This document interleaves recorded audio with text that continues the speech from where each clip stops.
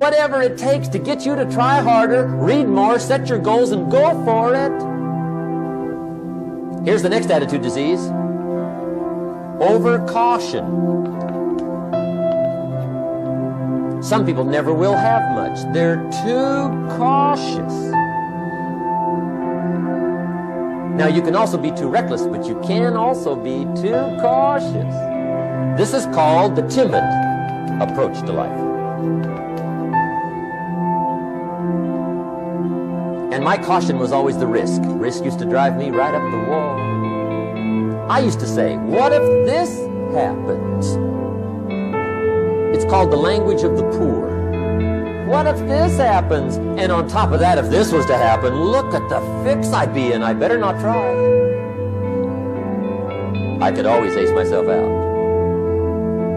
Then I'll tell you what changed my whole life when I finally discovered it's all risky. The minute you were born, it got risky. If you think trying is risky, wait till they hand you the bill for not trying. If you think investing is risky, wait till you get the tab for not investing. See, it's all risky. Getting married is risky. Having children is risky. Going into business is risky. Investing your money is risky. It's all risky. I'll tell you how risky life is. You're not going to get out alive. That's risky. The Englishman says, well, if that's the way it's going to work out, let's give it a go. Right, that's what it's for. Give it a go. Somebody says, yeah, but I'm looking for safety and security. Fine, then huddle in a corner. We'll cover you with a sheet, bring you 3 meals a day. And we'll protect you, feed you, look after you, care for you. We won't let anything happen to you.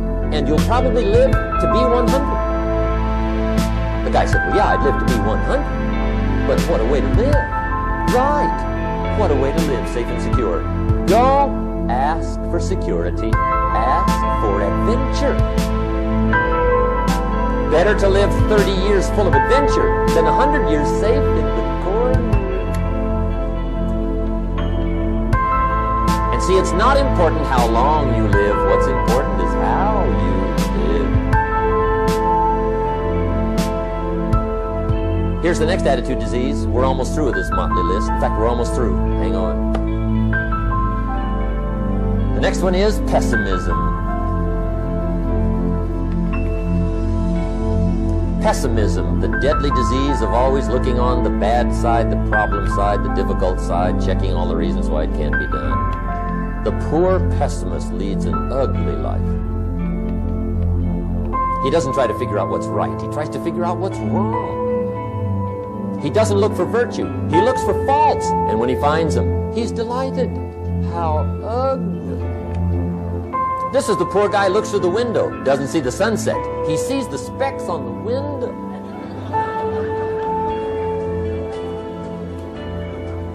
And this is the poor guy, right, who rushes up, takes such leave of his senses. This guy rushes up and he says, I've got 5 good reasons why it won't work. He's so dumb, he doesn't know. All he needs 1. He's got 5.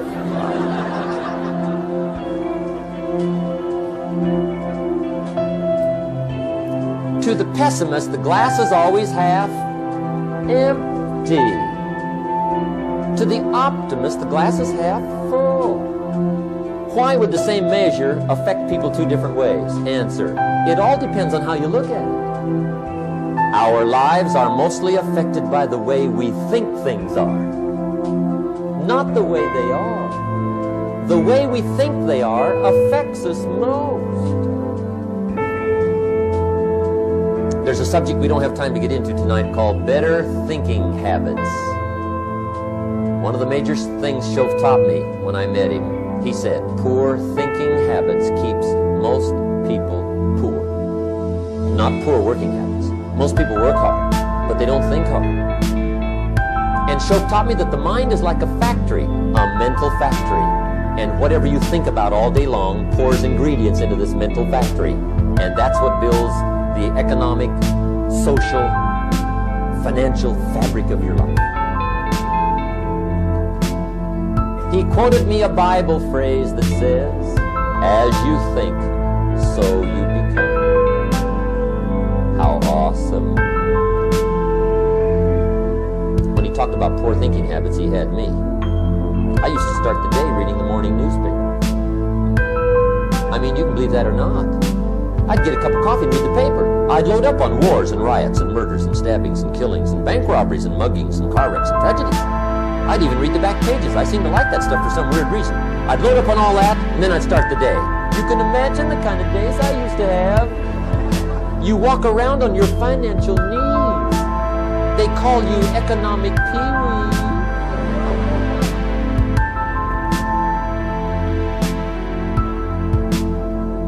The guy says, I want to be a great leader. Wonderful. The first thing we do is follow him to his house. When we get there, we walk in and check his library, number one. Somebody says, well, why check his library? The reason is because what a man reads pours massive ingredients into his mental factory, and the fabric of his life is built from those ingredients. You would not believe what some people have got in their house to read. You would not believe. One of the best dressed up words I know for a lot of it is trash. Can you imagine dumping a barrel of trash into this mental factory every day and coming out with a rich, dynamic, positive life? It can't be done.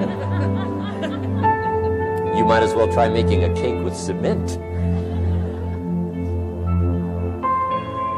The kids back in Danbury, Connecticut, high school, they're asking me questions one day. I'm talking to the kids. Kids got good questions these days.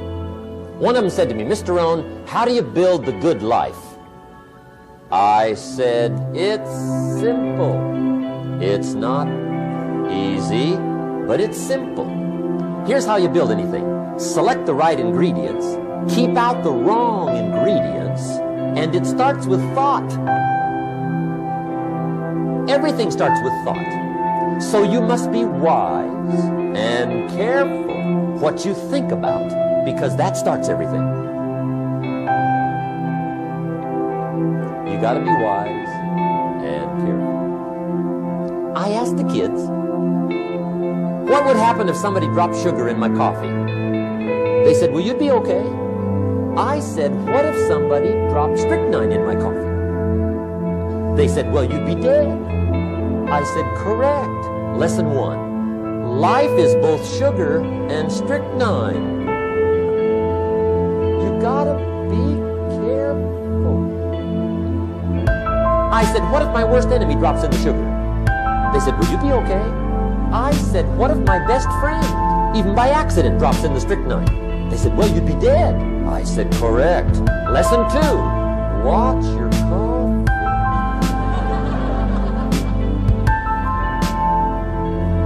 You got to be careful. See, it doesn't matter who hands you the bad stuff. It doesn't matter where you get the bad stuff. It'll still do its damage on your bank account. Wherever you get it. Mr. Schoaf gave me one of the greatest phrases when I first met him when he said, Jim, every day stand guard at the door of your mind. How important. Stand guard at the door of your mind. And you decide what goes into your mental factory. Don't let anybody just dump anything they want to in your mental factory, because you've got to live with the results. Okay, here's the last disease, and we're through with this list. In fact, we're almost through. Hang on. The last subject is very good. The last disease, but this one is deadly. Engage in this one, indulge in it even slightly, and you might as well forget the future, because it's going to forget you. Complaining, crying, whining, griping. A Bible word called murmuring. See, that'll ace your future. Spend 5 minutes complaining, and you have wasted 5. And you may have begun what's known as economic cancer of the bone. Surely they will soon haul you off into a financial desert and there let you choke on the dust of your own regret. I hope I said that well, so you won't forget. It's a deadly disease. If you don't think it's bad, Ask the children of Israel of Old Testament fame. Typical of us all, their story just happened to get in the book. Story says, children of Israel were slaves. God performed a series of dazzling miracles and got them out. And now they're heading for the promised land. Remember the story? Heading for the promised land. Tragedy of the story, they never got there. Reason. From day one, they started to complain. They griped about the water. They griped about the weather. They whined and cried and griped about the food. They griped about the leadership. They whined and cried because it was too far, too cold, too hot, too difficult, too miserable. I mean, they whined and cried for years. Finally, God said, I've had it, trip canceled. Or something like that. The story says they died in the desert, never got to the promised land. Which I think means two things. Indulge in this long enough, you get your future canceled. And I guess it also means even God himself can only take so much.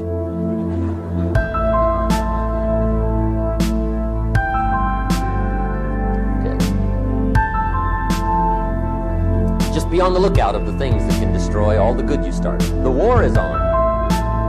And this evening, tomorrow, mentally, personally, socially, economically, you got to make sure you're winning the war. And this is part of it.